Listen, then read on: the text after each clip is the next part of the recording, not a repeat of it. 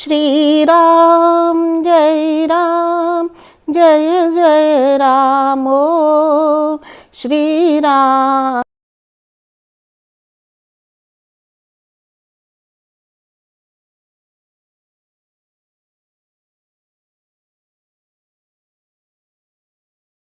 राम जय जय राम। नमस्कार सुधी एवं गुणीजनों, श्रीमद् वाल्मीकि रामायण की ज्ञान कर्म सत्संग की इस मंदाकिनी में मैं कुसुम शर्मा आप सभी का बहुत बहुत अभिनंदन करती हूँ, स्वागत करती हूँ और मुझसे जुड़ने के लिए मैं आप सभी का बहुत आभार भी व्यक्त करती हूँ। पिछले एपिसोड में हमने देखा कि महर्षि वशिष्ठ किस प्रकार ब्रह्म ऋषि बने और इस कथा को कौन सुना रहे थे। इस कथा को शतानंद जी श्री राम जी को जनकपुर में सुना रहे थे। मूल कथा यहाँ से फिर प्रारंभ होती है कि जनक जी से विश्वामित्र जी ने आग्रह किया कि वो श्री राम को धनुष दिखाएं। इस यज्ञ में, इस एपिसोड में, इस ज्ञान यज्ञ में, कथा यज्ञ में हम जानेंगे आगे कि श्री राम को जनक जी अपना निवेदन किस प्रकार बताते हैं और वे किस प्रकार हैं और हमें शिव धनुष को चढ़ाते हैं। और हमें ये भी जानने को मिलेगा कि शिव धनुष की मूल कथा क्या है। तो इस मूल कथा में आप मेरे साथ बने रहिए। विश्वामित्र जी की कथा अंतर कथा थी और सारी कथाएं यहाँ पर अंतर कथाएं हैं जो चलती आ रही हैं। मूल कथा भगवान श्री राम की है जिसमें हम आज पुनः संलग्न हो जाते हैं। तो अगले दिन जब सुबह प्रभात हुआ तो लक्ष्मण सहित विश्वामित्र जी को जनक जी ने बुलाया और इस प्रकार कहा कि हे भगवान, आपका स्वागत है। आप मुझे आज्ञा दीजिए कि मैं आपकी अब क्या सेवा करूं। इस पर विश्वामित्र जी ने उनसे ये कहा कि ये दोनों पुत्र महाराज दशरथ के अत्यंत वीर हैं और जो आपके यहाँ पर श्रेष्ठ धनुष रखा है उसे देखने की इच्छा रखते हैं। उसके बाद जब ये धनुष देख लेंगे तो उसके दर्शन मात्र से संतुष्ट होकर के राजधानी को लौट जाएंगे। तब राजा जनक जी ने कहा कि मुनिवर, इससे पहले मैं इसकी धनुष की मूल कथा सुनाता हूँ। तो उन्होंने बताया कि यह धनुष निमिष के ज्येष्ठ बड़े पुत्र राजा देवरात के यहाँ धरोहर के रूप में रख दिया गया था। आगे कथा सुनाते हुए जनक जी कहते हैं, पिछला प्रसंग सुनाते हुए जनक जी कहते हैं कि ये धनुष कैसे शिव धनुष कहलाता है। पूर्व काल में जब भगवान शिव ने दक्ष के यज्ञ का विध्वंस हो रहा था, रोष में आकर के इस धनुष को उठा करके समस्त देवताओं से ये कहा, देवगण, इस यज्ञ में मैं अपना भाग प्राप्त करना चाहता था। किस प्रकार कहा? यस्मात् भागार्थिनो भागम न कल्पयत मे सुरः वरांगानि महाराणी धनुषा शातयामि वे। क्रोध में शंकर भगवान ने किस प्रकार कहा देवताओं से कि इस यज्ञ में मेरा भाग था और मैं उसे प्राप्त करना चाहता था, लेकिन तुम लोगों ने मुझे वो भाग नहीं दिया। इसलिए इस धनुष से मैं तुम सब लोगों के श्रेष्ठ अंग यानी मस्तक को काट डालूंगा। ऐसा सुनकर के सभी देवता वहां पर उदास हो गए और देवाधिदेव महादेव जी को प्रसन्न करने लगे। अंत में शिव भगवान भोले भंडारी हैं, प्रसन्न हो गए। प्रसन्न होकर के उन्होंने ये धनुष देवताओं को अर्पण कर दिया। यही धनुष भगवान शंकर का धनुष रत्न है जो मेरे पूर्वजों के पास, मेरे पूर्वज महाराज के पास धरोहर के रूप में रखा था। फिर एक कथा आगे की बताता हूँ कि एक दिन मैं भूमि शोधन करते समय हल चला रहा था। उसी समय हल के अगले भाग से जो जोती हुई भूमि है उससे एक कन्या प्रकट हुई और चूंकि वह हल से खींची गई रेखा से उत्पन्न हुई थी इसलिए उसका नाम सीता रखा गया। वीर शुल्के में कन्या स्थापिते अयम अयो निजा भूतलात् उत्थितां तां तु वर्धमानो ममात्मजाम। मेरी वह कन्या भूमि से प्रकट हुई है, धीरे धीरे बड़ी हुई, तो मैंने इसको वीर शुल्का रखा। वीर शुल्का का अर्थ है कि जो अपने पराक्रम से इस धनुष को चढ़ा देगा उसी के साथ मैं इसका विवाह करूंगा। इस प्रकार ये वीर्य शुल्का बना करके मैंने इसे अपने घर में रखा हुआ है। जब वह कन्या दिनों दिन बड़ी होने लगी तो कई राजाओं ने आकर उसे मांगा। तब मैंने उनसे कहा कि यह मेरी कन्या वीर्य शुल्का है, यानी जो उचित पराक्रम प्रकट कर देगा उसी पुरुष के साथ मैं इसका विवाह करूंगा, वही इससे विवाह करने का अधिकारी हो सकेगा, और इस कारण मैंने आज तक अपनी कन्या को किसी को नहीं दिया। तब हे मुनिश्रेष्ठ, जनक जी इस प्रकार कह रहे हैं, हे मुनिश्रेष्ठ, सब राजाओं ने मिलकर मिथिला पर, सारे राजा मिलकर ये पूछने लगे कि तो इस राजकुमारी सीता को प्राप्त करने के लिए कौन सा पराक्रम दिखाना होगा। तो फिर मैंने उनको कहा कि देखो, ये शिवजी का धनुष रखा है, इसे उठाने में जो समर्थ हो सकेगा, जो हिला सकेगा, वही इसका अधिकारी होगा। तब सारे पराक्रमी नरेशों ने इसका प्रयत्न किया, परंतु उनसे वो 1 इंच भी नहीं हटा। तब अरुन्धन मिथिलाम सर्वे वीर संदेहम आगता आत्मानम अवधूतम मे विज्ञाय नृपपुंगवा। तब हे मुनिवर, मेरे इनकार करने पर कि आप लोग इस धनुष को नहीं उठा सके हैं, मैं अपनी कन्या आपको नहीं दे सकता।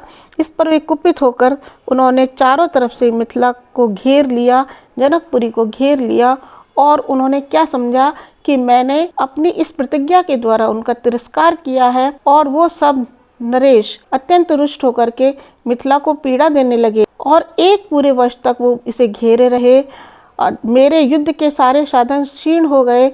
फिर मैंने तपस्या करके देवताओं को प्रसन्न किया, तब देवताओं ने मुझे चतुरंगिनी सेना प्रदान की। फिर वे राजा लोग हमारे सैनिकों से मार खा करके बलहीन और पापाचारी थे, इस वजह से मंत्रियों सहित विभिन्न दिशाओं में भाग गए। मुनिश्रेष्ठ, इस प्रकार ये परम प्रकाशमान धनुष है। और फिर ऐसा कहकर के यहाँ से 67वां सर्ग प्रारंभ होता है। राजा जनक जी ने सभी को आज्ञा दी कि चंदन की मालाओं से सुशोभित वह दिव्य धनुष यहाँ पर लेकर आओ। तब नृणाम शतानि 50 व्यायतानां महात्मनां मंजुषाम अष्टचक्रां तां समूहुस्ते कथंचन।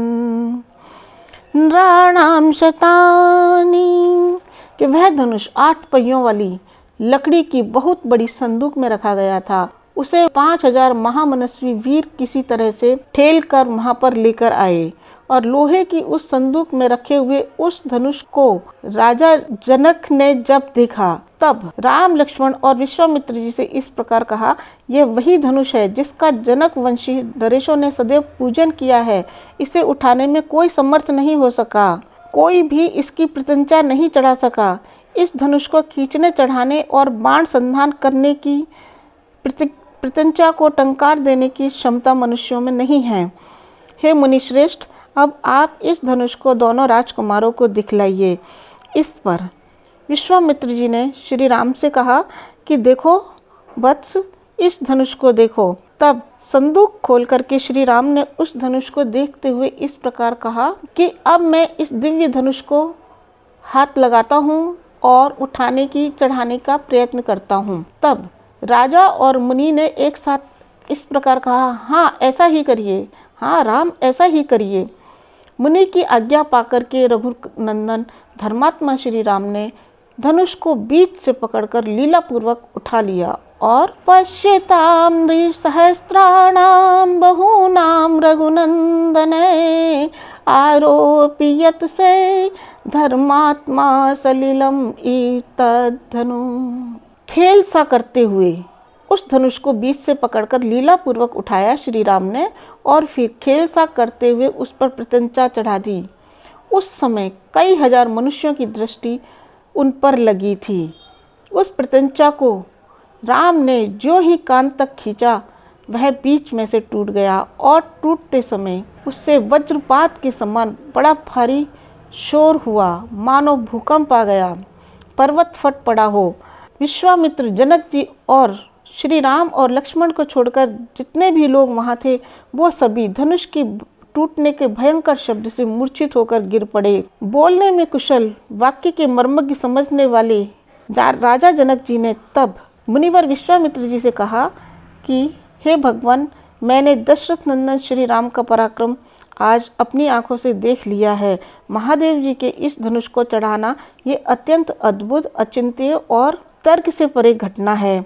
मेरी पुत्री सीता दशरथ कुमार श्री राम को पति के रूप में प्राप्त करके जनक वंश की कीर्ति को निश्चित रूप से ही बढ़ाएगी। आप मुझे आज्ञा दें तो मेरे मंत्री रथ पर सवार होकर के शीघ्र ही अयोध्या को जाएं और अयोध्या में जाकर के महाराज दशरथ को मेरा लिखा हुआ ये निवेदन सुनाएं और यहाँ लिवाकर ले आएं कि श्री राम का जनक नंदिनी सीता जी से विवाह होने जा रहा है। तब विश्वामित्र जी ने उन्हें कहा कि ऐसा ही करना उचित रहेगा और इस प्रकार मिथिलापुरी में आने के लिए वहाँ से मंत्रियों को समझा बुझाकर भेज दिया गया। 68वां सर्ग हम देखेंगे यहाँ पर। जब दूत वहाँ पर पहुँचे तो उन्होंने महाराज दशरथ जी को निवेदन करके इस प्रकार कहा कि जनक जी ने अग्निहोत्र की अग्नि के सामने स्नेह भरे मधुर वाणी में आपका सबसे पहले उपाध्याय और पुरोहित और अमात्य सहित कुशल मंगल पूछा है और इसके बाद एक विशेष संदेश आपके लिए पहुंचाया है।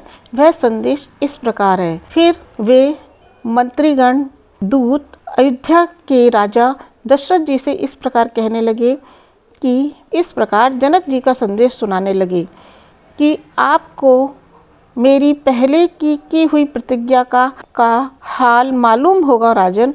मैंने अपनी पुत्री के विवाह के लिए पराक्रम ही शुल्क निश्चित किया था, परंतु कितने ही राजा अमर्ष में भरे हुए आए, क्रोध में भरे हुए आए, परंतु पराक्रमहीन सिद्ध होकर के वापस लौट गए। अब आपके पुत्र विश्वामित्र जी के साथ यहाँ जनकपुरी में आए हैं और श्री राम ने अपने पराक्रम से मेरी पुत्री को जीत लिया है और कहा त्वच्चरत्नम धनुर्दिव्यम मध्ये भग्नम, तच्चरत्नम धनुर्दिव्यम मध्य भग्नम महात्मना रामेण ही महाबाहो महत्याम जन संसदी। कि आपके पुत्र श्री राम ने महान समुदाय के मध्य मेरे यहाँ रखे हुए रत्न स्वरूप दिव्य धनुष को बीच में से तोड़ डाला है। अतः मैं श्री राम को अपनी वीर शुल्का कन्या सीता प्रदान करूँगा। ऐसा करके मैं अपनी प्रतिज्ञा से पार होना चाहता हूँ। आप सभी मुझे इसके लिए आज्ञा दें। और यह भी कहा जनक जी ने कि आप अपने गुरु एवं पुरोहित के साथ शीघ्र पधारें। आपके दोनों पुत्र रघुकुल भूषण श्री राम और लक्ष्मण को आकर देखें, वो यहाँ पर भली प्रकार से हैं। संदेशवाहक मंत्रियों के ये वचन सुनकर राजा दशरथ बहुत प्रसन्न हुए। उन्होंने महर्षि वशिष्ठ, वामदेव, अन्य मंत्रियों से इस प्रकार कहा कि कुशिक नंदन विश्वामित्र जी से सुरक्षित होकर के कौशल्या का आनंदवर्धन, आनंद बढ़ाने वाले श्री राम अपने छोटे भाई लक्ष्मण के साथ जनकपुर में रह रहे हैं। वहाँ महात्मा राजा जनक ने काकुस्थ कुलभूषण श्री राम के पराक्रम को प्रत्यक्ष ही देख लिया है। इसलिए अमात्यों, वे अपनी पुत्री सीता का विवाह रघुकुल रत्न राम के साथ करना चाहते हैं। यदि आप लोगों की रुचि एवं सम्मति हो तो हम लोग शीघ्र ही महात्मा जनक की मिथिलापुरी को चलें। इसमें अब विलम्ब नहीं होना चाहिए। यह सुनकर सारे महर्षि मंत्रियों सहित बहुत अच्छा इस प्रकार कहकर एक स्वर में चलने के लिए सम्मति देने लगे। और फिर राजा प्रसन्न हुए और उन्होंने मंत्रियों से कहा कल सवेरे ही यात्रा प्रारंभ कर देनी चाहिए। महाराज दशरथ के सभी मंत्री समस्त सद्गुणों से संपन्न थे।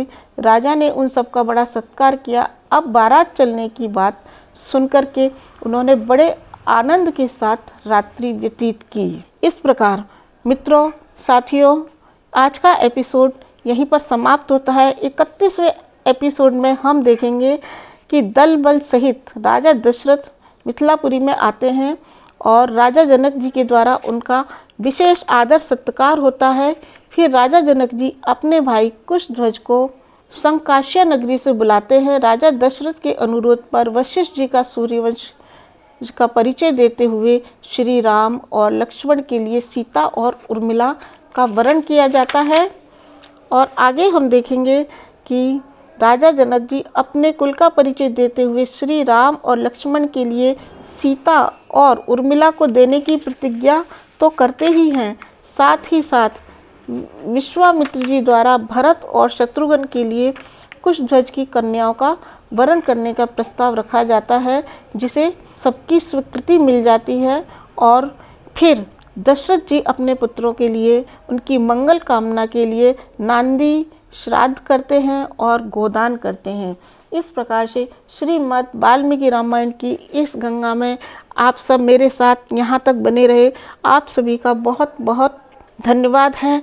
मित्रों, मैं आपसे ये निवेदन करना चाहूँगी कि भारतीय संस्कृति की मूल श्री राम की इस मूल गाथा को, श्रीमद् वाल्मीकि रामायण के इस प्रसंगों को जानकर के, सुनकर के आप मन ही मन आप अपनी आत्मा में आनंद का अनुभव करेंगे और हमारी संस्कृति के गौरव को बढ़ाने के लिए, भारत भूमि के गौरव को बढ़ाने के लिए हम संस्कृत, संस्कार और संस्कृति इन तीनों को साथ लेकर चलते हुए इस चैनल को अवश्य सब्सक्राइब करेंगे, शेयर करेंगे, लाइक करेंगे। इसे अपने ज़्यादा से ज़्यादा प्यार, आनंद और श्रद्धा देंगे। यहीं पर मैं आप सभी का पुनः एक बार धन्यवाद करती हूँ।